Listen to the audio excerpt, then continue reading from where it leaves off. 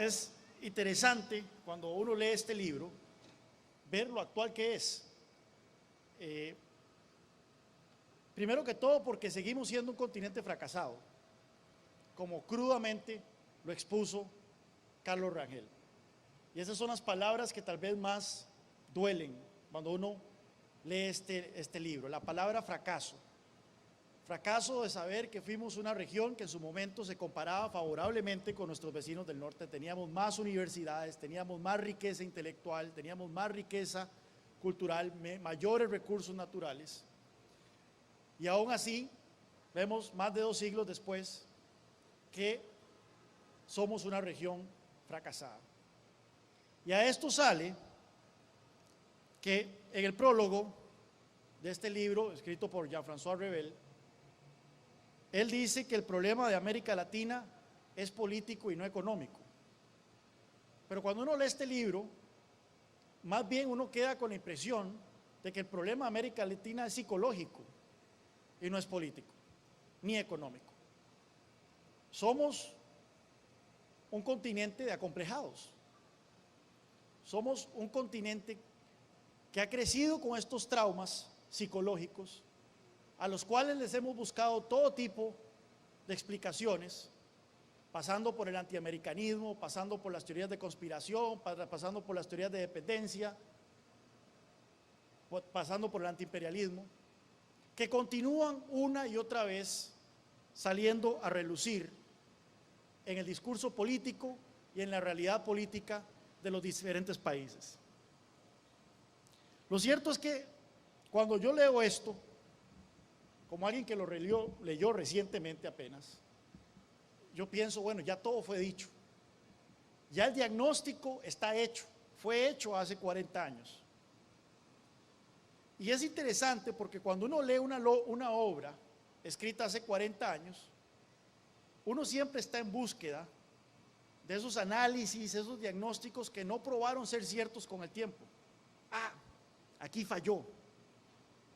El tiempo no le terminó dando la razón.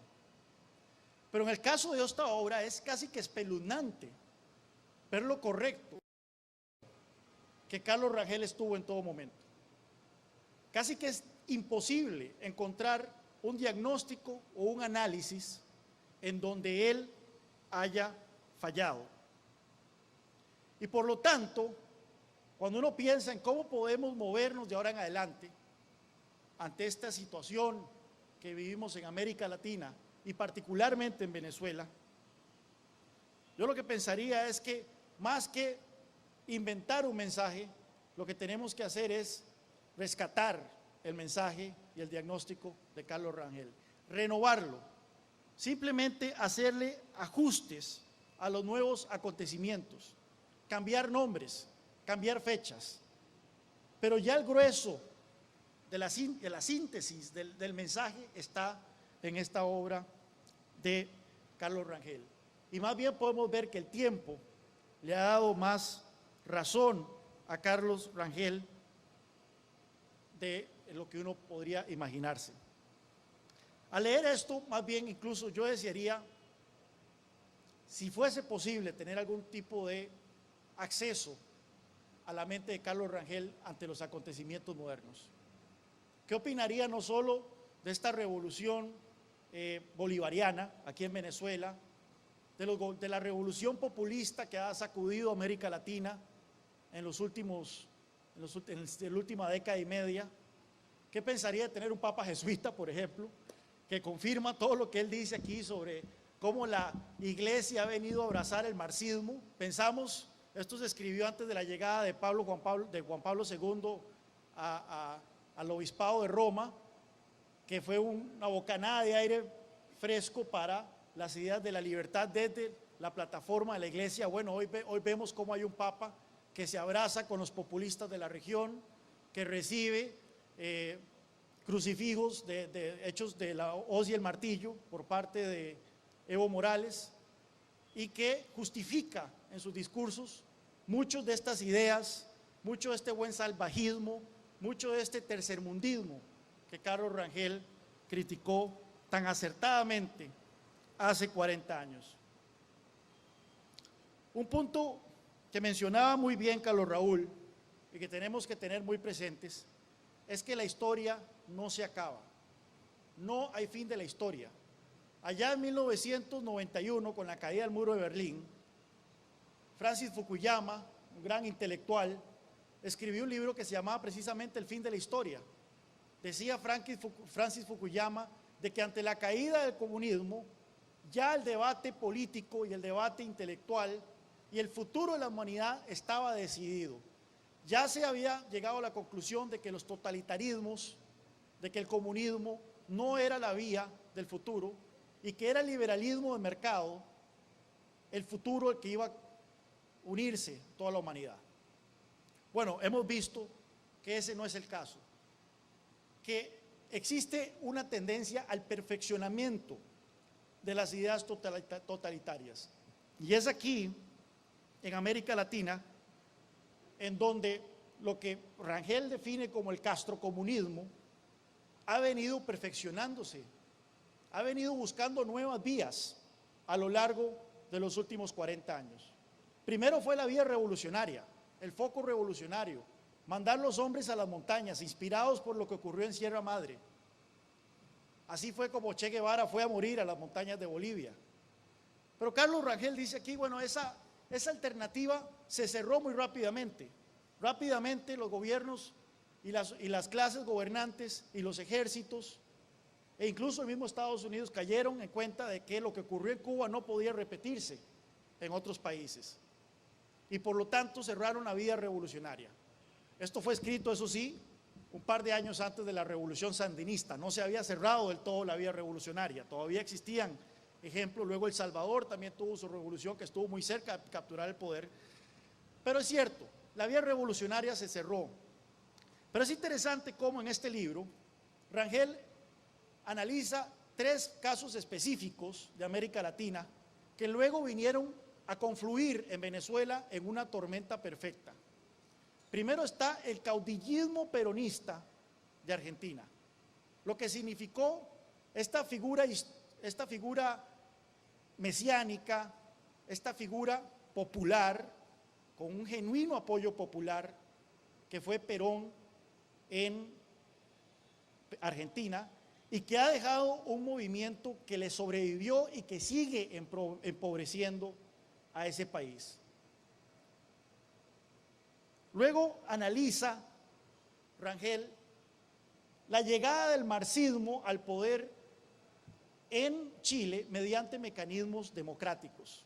El gobierno de unidad popular de Allende, por primera vez utilizando las urnas, aunque por una pluralidad y no necesariamente por una mayoría, fue que llegó al poder en 1970 y empezó desde adentro con una legitimidad democrática a desmantelar las instituciones democráticas chilenas, hasta que por supuesto llegó el golpe de Estado de 1973 y impidió que ese proceso continuara en Chile.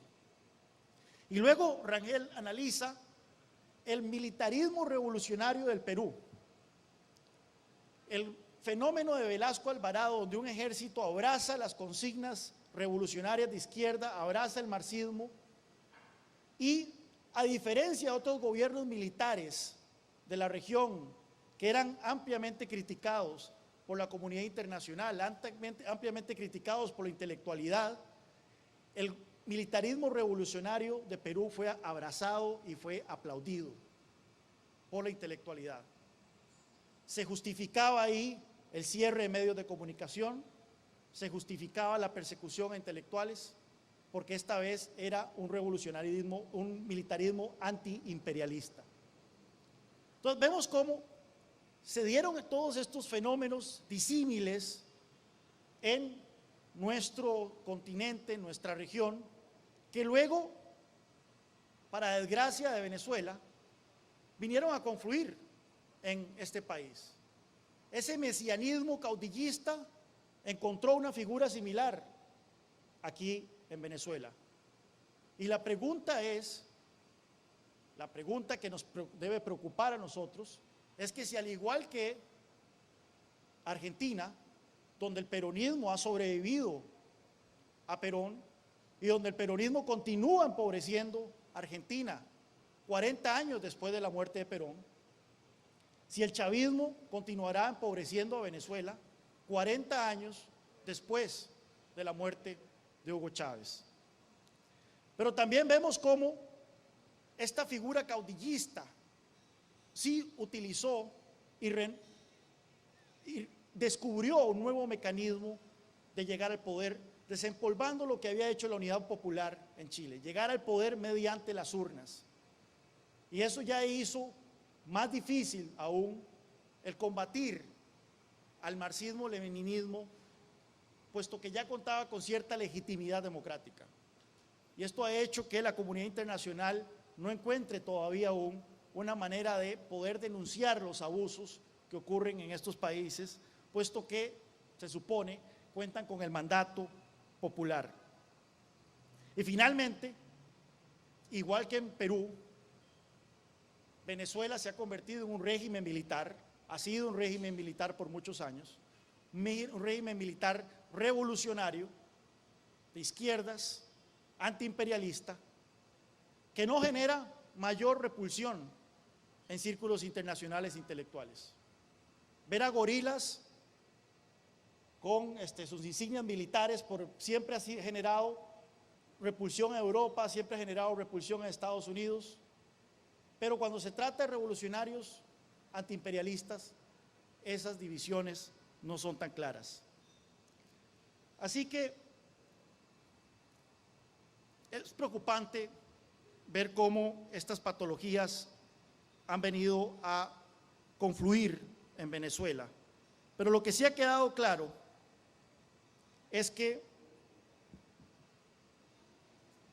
como lo dice Rangel en su libro, el marxismo no es compatible con la democracia. Y hemos visto que en un país en donde utilizó las vías democráticas para consolidarse con el poder y contó con amplias mayorías por mucho tiempo, finalmente el proyecto político chavista, inspirado en ese castrocomunismo, ha sacado las garras y hoy no piensa dejar el poder bajo ninguna circunstancia. En una cosa en la que sí siento que por lo menos en este libro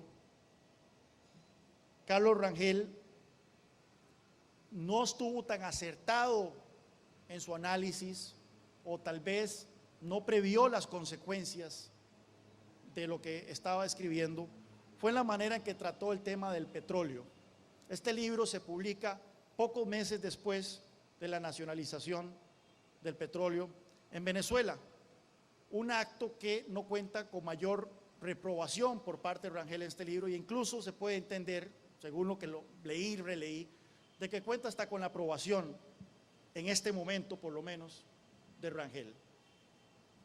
Se pregunta Rangel que sin petróleo, no se pregunta, lo dice, sin petróleo Venezuela sería Honduras.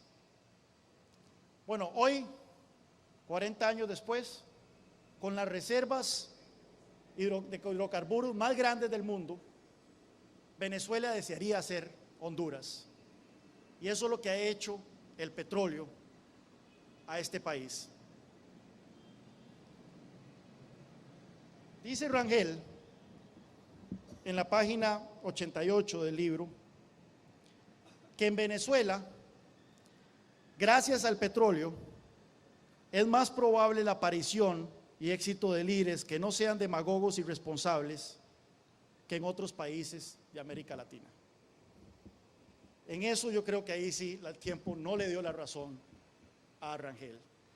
El petróleo se constituyó en un arma de destrucción masiva de las instituciones venezolanas. Pero ya en un discurso que él dio a la Asociación Venezolana de Ejecutivos en 1983 y que fue rescatado por SEDICE, ya él empieza a identificar al petróleo como un gran problema para la realidad venezolana. Él dice que en estas dos tradiciones se han agravado monstruosamente por dos factores nuevos: el socialismo y el petróleo. Y esta discusión del petróleo es una discusión que ustedes tendrán que tener como país sobre qué van a hacer. El petróleo no se va a ir, el petróleo va a quedar acá. Luego de que ocurra lo que tenga que ocurrir en materia de transición política, cuando se acabe esta pesadilla, el petróleo va a continuar ahí. Y la pregunta que ustedes se tienen que hacer como país es si van a continuar optando por ser una sociedad de distribución de rentas, una clase política obsesionada con redistribuir la renta petrolera, o empezar a pensar más allá de esto y a pensar en romper con esta dependencia que ha creado el petróleo en Venezuela.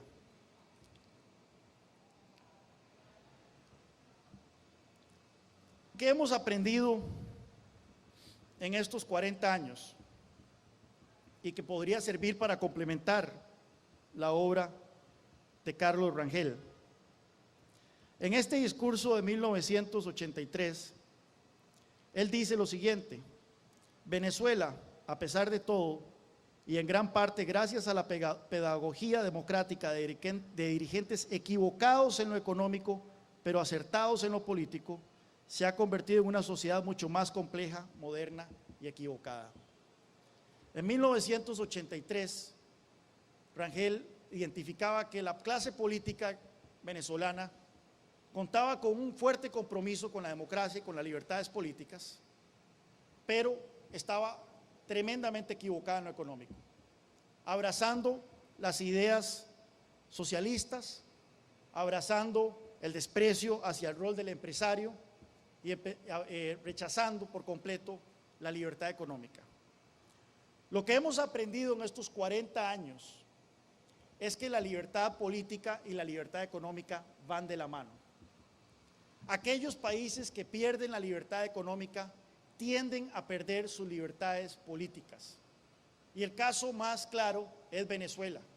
Cuando Carlos Rangel escribe esta obra, Venezuela era uno de los únicos países de Sudamérica que eran democracia. Era la mayor democracia, la democracia liberal más emblemática de Sudamérica. Pocos años después se convertiría casi que en la única democracia de la región, cuando una vez se consolida el golpe de Argentina.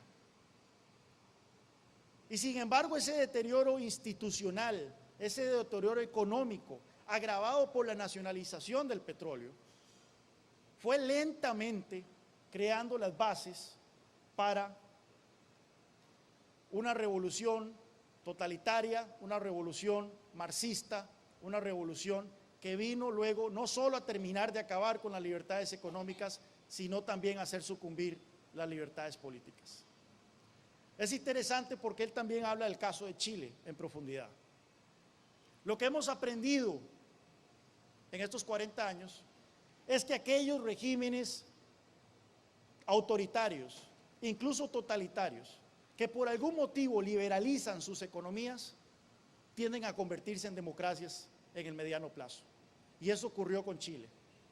Las reformas que se empiezan a hacer en Chile cuando sale este libro, en 1975, 1976, que don Carlos Rangel no logra escribir sobre estas en este libro, no logra apreciar en ese momento, fueron dando paso a la creación de una clase media que hizo que el odioso régimen de Augusto Pinochet finalmente saliera del poder en 1990.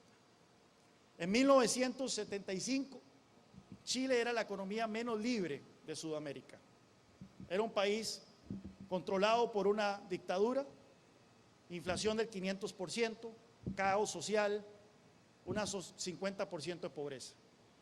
Gracias a las reformas liberales que se hicieron, hoy Chile es la democracia más consolidada de América Latina, es el país más próspero de América Latina y es el país que cuenta con las mayores libertades políticas de América Latina. 1975, Venezuela era el país con mayor libertad económica de América Latina, era la democracia de Sudamérica, el país de mayor renta de Sudamérica. Hoy Venezuela es una democracia solo en nombre. Hoy Venezuela es un país sumido en el caos. Hoy Venezuela añora las libertades democráticas, las libertades políticas con las que presumía hasta hace una generación. Esas son las lecciones que hemos aprendido desde la publicación de este libro en nuestro contexto regional, y creo yo que haríamos muy bien en repasar la obra de Carlos Rangel y, como él mismo lo dijo a finalizar este discurso, predicar esta verdad en todas partes, en todo instante y con todas nuestras fuerzas. Muchas gracias.